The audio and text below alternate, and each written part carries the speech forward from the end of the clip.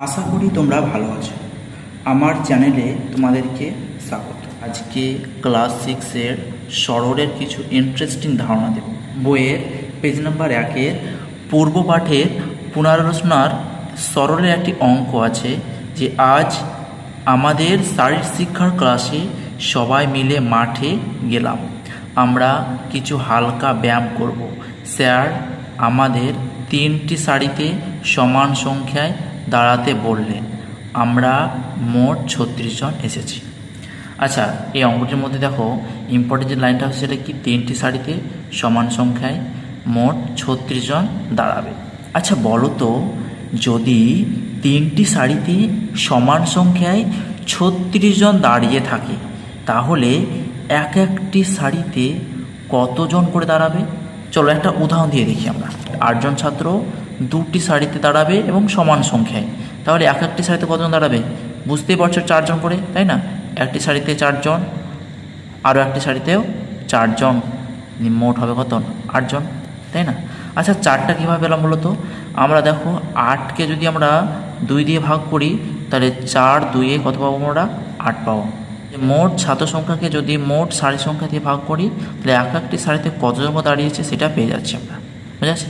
দেখো বইয়ের এখানে একটা বইয়ের মধ্যেও বলা ছিল কি, মোট 36 জন ছাত্র 3টি সারি দাঁড়িয়েছে। তাহলে একটি সারিতে কতজন দাঁড়াবে? একইভাবে যে 36কে যদি আমরা 3 দিয়ে ভাগ করি তাহলে আমরা পাবো একটি সারিতে কতজন, মানে 12 জন পড়ে, তাই না? 36কে 3 দিয়ে ভাগ করলে বুঝতে পারছো, এইভাবে দেখানো। 3 1-এ 3, 6 নামবে, 3 2-এ 6, মানে কত? 12 জন করে। তাই একটি সারিতে দাঁড়ালাম কত হবে এখানে বলো তো? 36 ভাজিত 3 সমান হচ্ছে 12 জন। ঠিক আছে, এবার কি বলছে দেখো, কিছুক্ষণ পরে 5ম শ্রেণীর ছাত্রছাত্রীরাও আমাদের সাথে যোগ দিল। তারাও প্রতি সারিতে একই সংখ্যায় দাঁড়ানোর চেষ্টা করলো। আচ্ছা, প্রতি সারিতে একই সংখ্যায় মানে কতজন করে? প্রতি সারিতে নিশ্চয়ই বুঝতে পারছো যে প্রতি সারিতে 12 জন করে দাঁড়াবে। 12 জন করে, 2টি সারিতে দাঁড়ানোর পরেও 10 জন অবশিষ্ট রইল, মানে 10 জন বেশি আছে। তাহলে হিসাব করে দেখি 5ম শ্রেণীতে মোট কতজন ছাত্রছাত্রী এসেছে।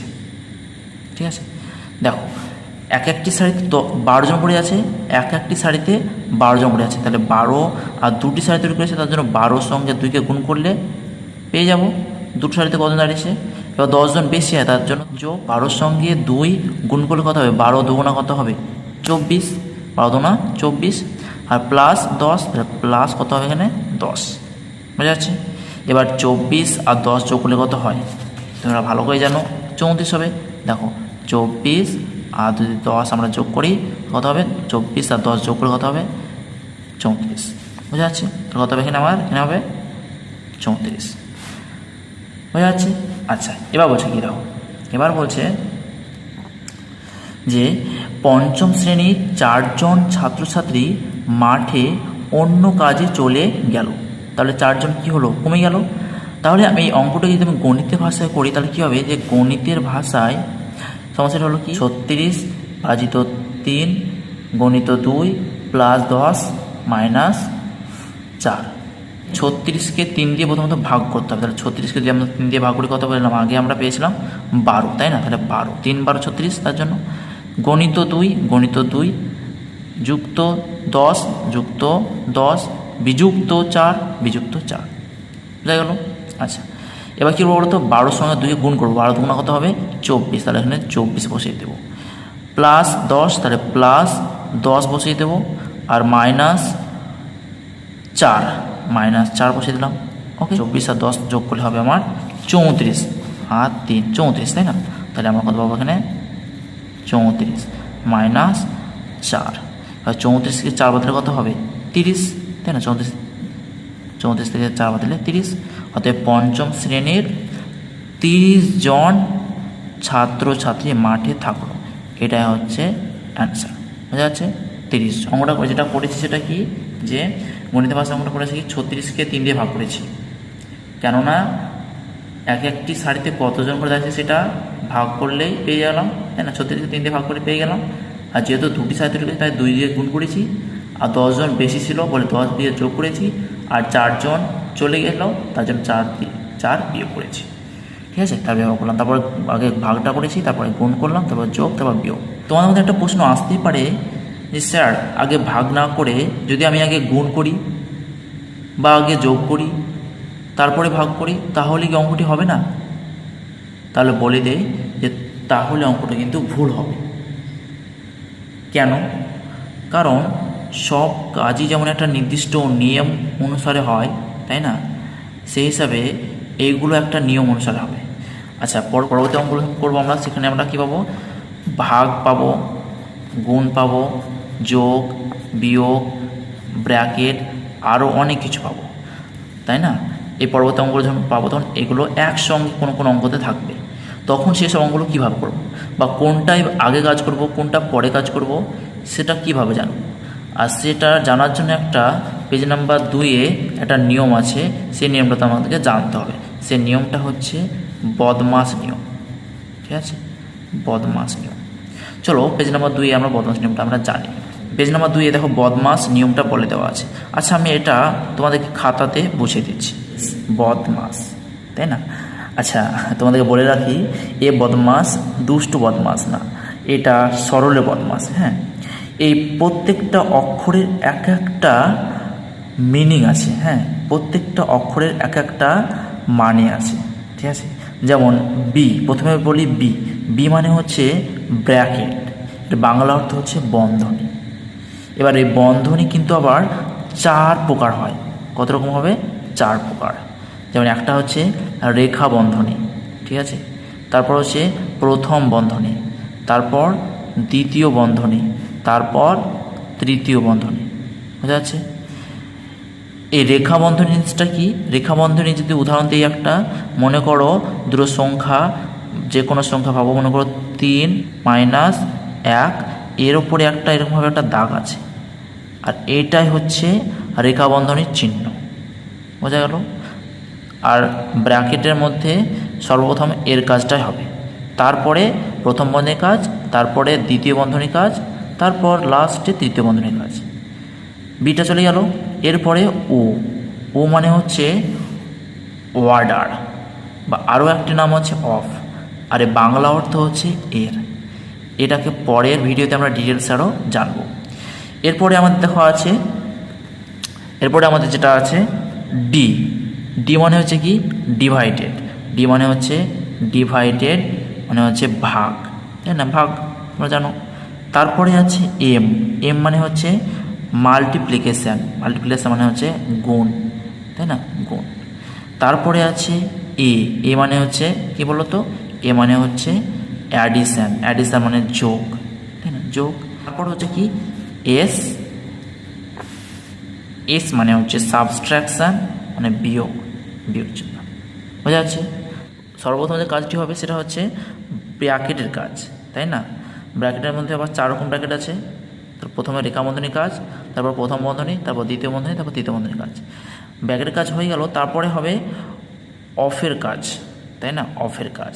তারপর হবে ভাগের কাজ, তারপর হবে গুণের কাজ, তারপর হবে যোগের কাজ, তারপর বিয়োগের কাজ। আচ্ছা, এবার কোনো কোনো অঙ্কতে মনে করো ভাগ, গুণ, যোগ, বিয়োগ আছে, তাহলে কোনটা আগে করব? যেমন আগের অঙ্কটা করলাম, তো সর্বপ্রথম যে কাজটা করতে হবে ভাগ, তারপর গুণ, তারপর যোগ, তারপর বিয়োগ। হ্যাঁ, আর এটাকে শর্টকাট যদি নাম মনে রাখতে হয় তাহলে ডি মাস।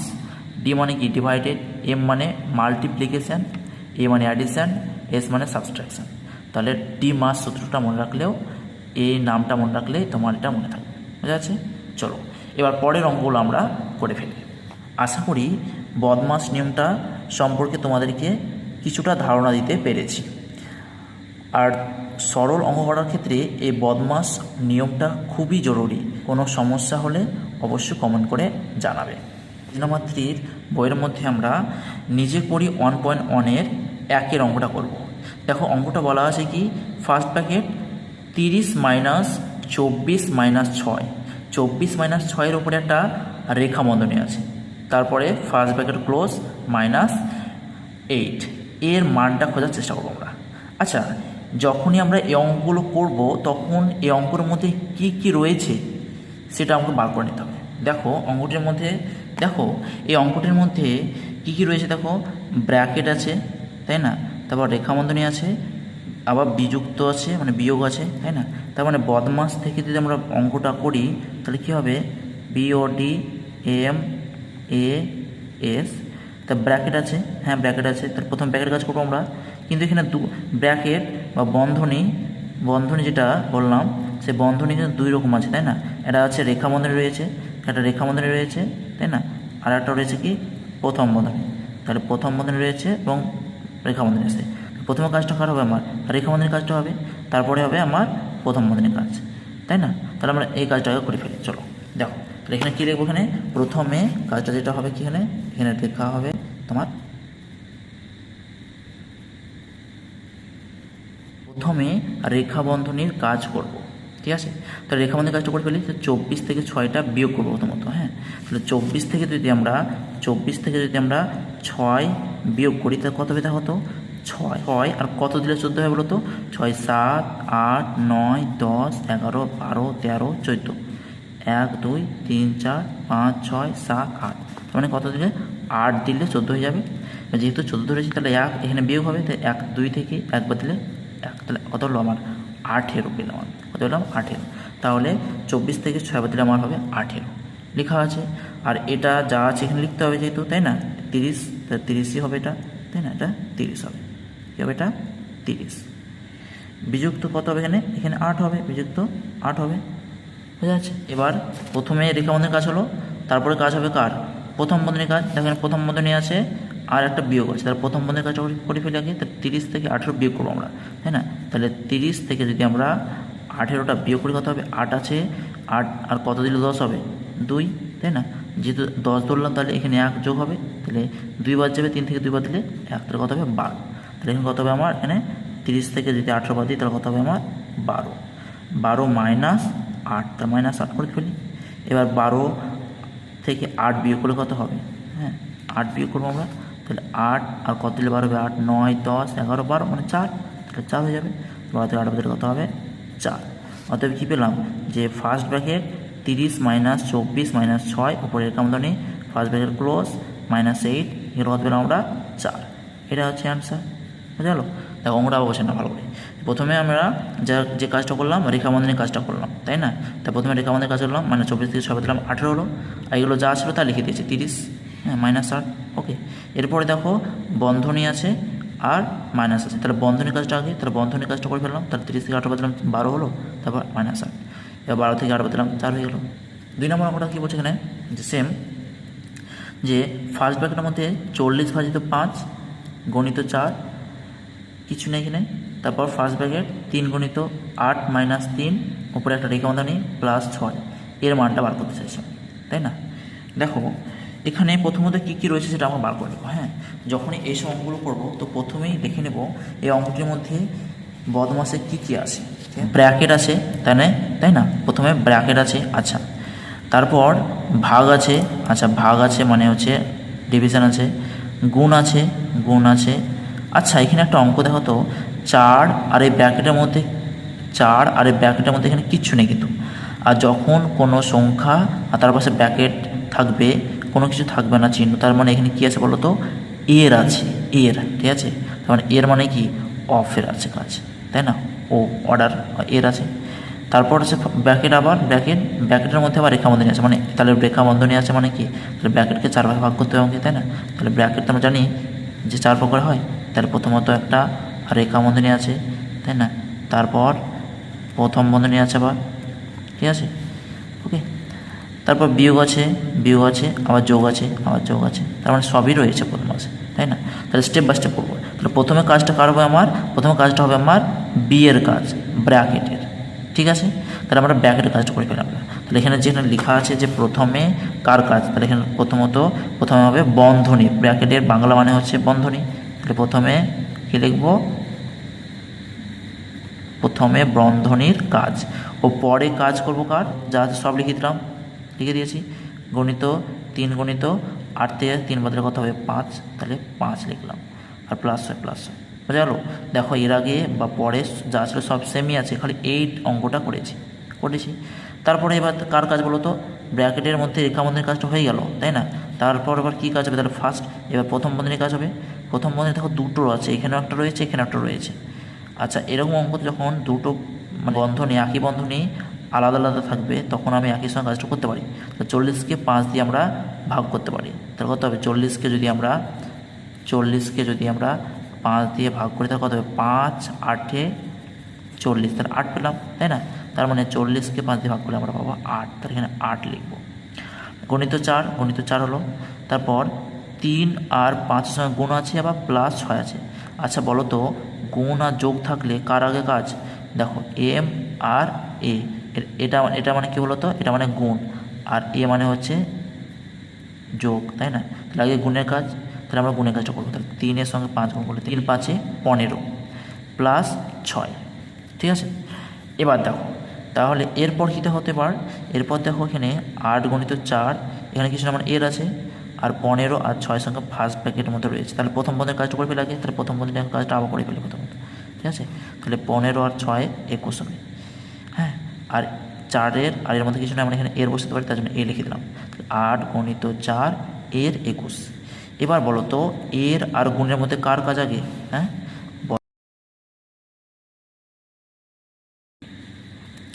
এটা অফ মানে এর, তাই না? আর কি আছে? গুণ মানে এম মানে গুণ, তাহলে প্রথমত অফের কাজ, তাই না? তারপরে গুণের কাজ। অফের কাজটা করবো আমরা, তারপরে গুণের কাজটা করবো। তাহলে আমরা অফের কাজটা করে ফেলি। তাহলে 4-এর সঙ্গে 21 গুণ কত হবে? 4-এর সঙ্গে 21 গুণ, 4 1 4, 4 2 8, কত হবে? 84, তাই না? তার মানে এই দুটো গুণ করলে হবে 84। দেখো তোমরা ভাববা যে স্যার এর করলেন আবার গুণ কেন করলেন? তো এর মানে হচ্ছে গুণ, অ্যাকচুয়ালি গুণ, ঠিক আছে? এর মানে হচ্ছে অ্যাকচুয়ালি গুণ হবে, হ্যাঁ। তাই আমরা 4কে 21 দিয়ে গুণ করলাম, 84 হলো। এবার যেটা হবে 84-র সঙ্গে 8কে খুবই সহজে গুণ করতে পারবো আমরা, তাই না? 84কে আমরা যদি 8 দিয়ে গুণ করি, 4 8 32, হাতে 3 থাকে, 8 8 64, 64 65 66 67, 6 10 7 67, কত হবে? 672। তার মানে এটা কত হবে? এখানে 600, সাইড লিখে দিচ্ছি, হ্যাঁ, 672। সমান কত পেলাম আমি? 672। বাস, এটাই অ্যান্সার, ঠিক আছে? দেখো অঙ্কটি আরেকবার বলে দিচ্ছি আমি কীভাবে। দেখো প্রথমত দেখো এখানে কী কী রয়েছে সেটা দেখলাম আমরা, হ্যাঁ। এখানে আমরা যেটা দেখলাম কি, যেখানে যে কী কী ছিল এখানে আমাদের দেখলাম যে ব্র্যাকেট রয়েছে, গুণ আছে, এর আছে, তারপর ব্র্যাকেট রয়েছে, ব্র্যাকেটের মধ্যে আবার রেখাবন্ধনী আছে, যোগ আছে, গুণ আছে। তো প্রথমে যে কাজটা হবে, কার কাজ? বন্ধনীর কাজটা হবে, তাই না? এই বন্ধনীর কাজটা যেন বন্ধনীর কাজটা আগে হয়, হ্যাঁ, তা বন্ধনীর কাজটা করবো আমরা। তাই এখানে লিখলাম প্রথমে বন্ধনীর কাজ। এরপরে দেখো আমরা এইখানে কাজটা করেছি, এর কাজ, তাই না? তাহলে এর কাজটা এখানে পরে লিখবো এর, তাই না? এটা কী হবে? এখানে এর কাজ, ঠিক আছে? তারপরে কাজ হবে কি? এর কাজ। তাহলে এই বন্ধনীর মধ্যে আবার রেখাবন্ধনের কাজটা আগে করলাম, তাহলে 8 থেকে 3 বদলাম 5 হয়েছে। এরপরে কী করেছি? এই প্রথম বন্ধনীর কাজটা করলাম, তাহলে এরপর দেখলাম গুণ আর এর মধ্যে এর কাজটা আগে, তাই এর কাজটা করলাম আমরা 84, তারপর জাস্ট গুণ করে 672, অতএব এটা পেলাম 672। আজকে যতদূর অঙ্ক করেছি, কোনো কিছু যদি বুঝতে অসুবিধা হয় তো অবশ্যই তোমরা কমেন্ট করে জানাবে। Thank you for watching.